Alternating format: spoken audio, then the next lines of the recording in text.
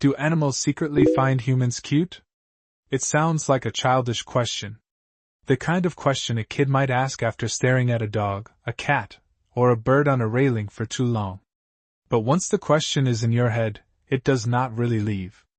Because usually, when we look at animals, we ask, are they afraid of me? Do they like me? Do they trust me?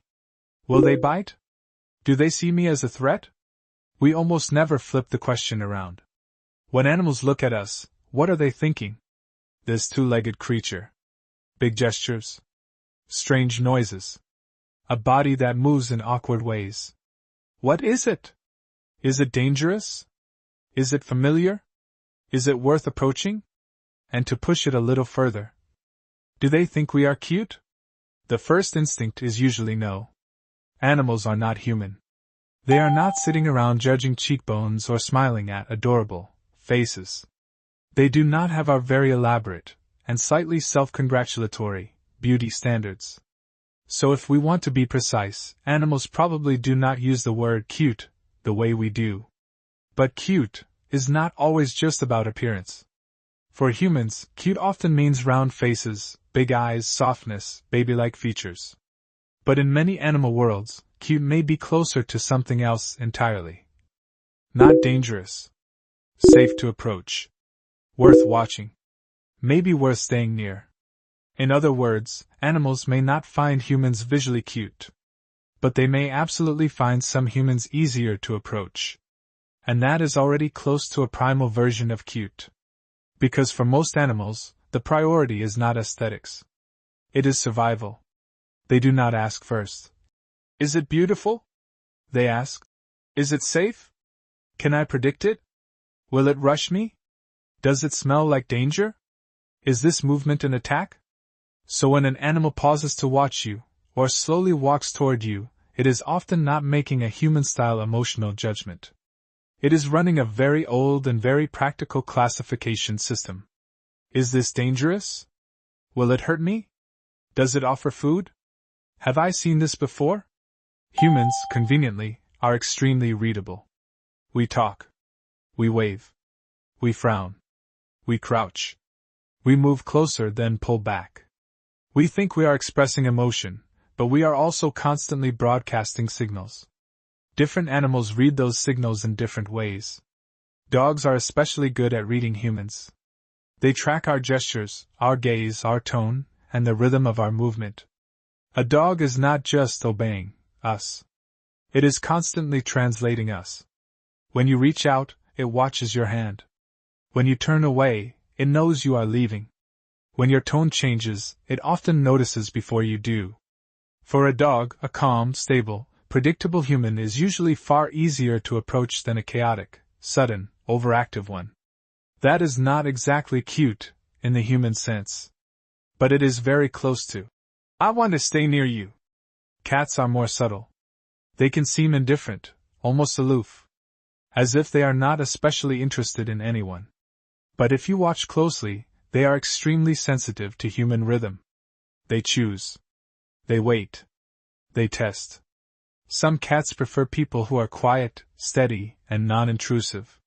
Because in a cat's logic, closeness is not about charging forward. Closeness is about checking. Testing. Deciding whether it is safe to relax the body around this creature. A cat may not write, I like you, on its face.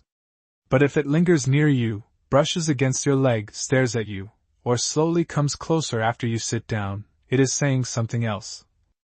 You are not dangerous. You might even be interesting.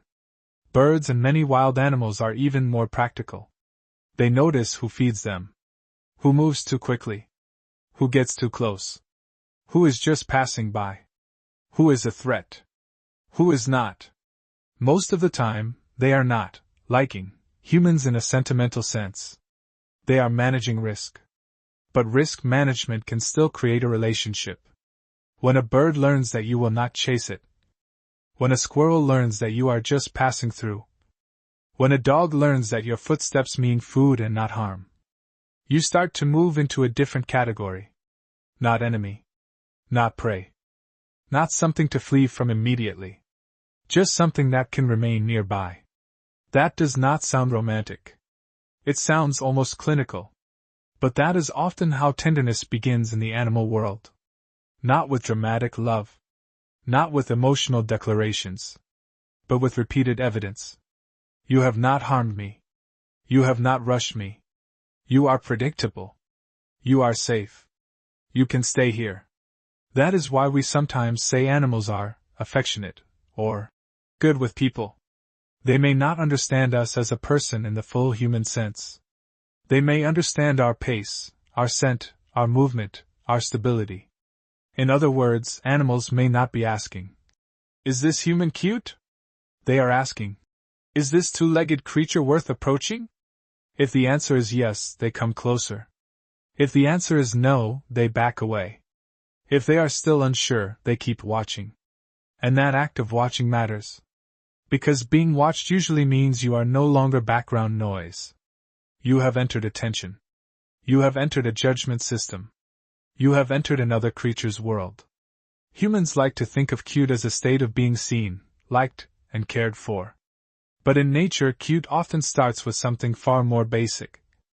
Not dangerous. Not invasive. No need to run. Maybe that is why it feels so comforting when animals approach us. In that moment, we receive a kind of permission without words. You can stay here. I am not running from you. I am still willing to look. So, do animals secretly find humans cute? Maybe they do not use that word. Maybe their world does not even have a word like it. But they may express the same basic judgment through staying close, observing, nudging, or simply not leaving. This creature is not bad. This creature is maybe worth attention. This creature can remain. And that, in its own quiet way, is already tender. Because maybe the strange thing is not how animals see us. Maybe the strange thing is that we have already been accepted into their world as something they can live alongside, and we still cannot stop asking. If they are really looking at us, do they think these clumsy, noisy, slightly wobbling two-legged creatures are a little cute too?